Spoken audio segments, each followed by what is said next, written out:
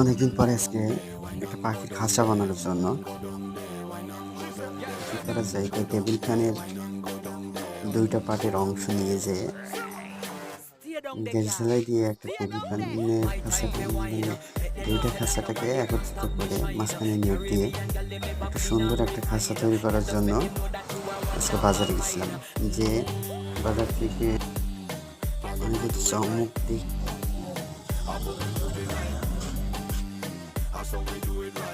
যে এই খাঁচা দিয়েও কীভাবে পাখির খাঁচা মানে তৈরি করা সম্ভব। তারপরে দেখলাম যে মানে ছয়টা পায়া দেওয়ার পরে খাঁচাটা বেশ ভালো দেখা যাচ্ছিল। তবে টিভিখানে যে খাঁচাটা দিয়ে যে এত সুন্দর করে একটা মানে পাখির খাঁচা তৈরি করা যায়, সেটা নিজে তৈরি না করে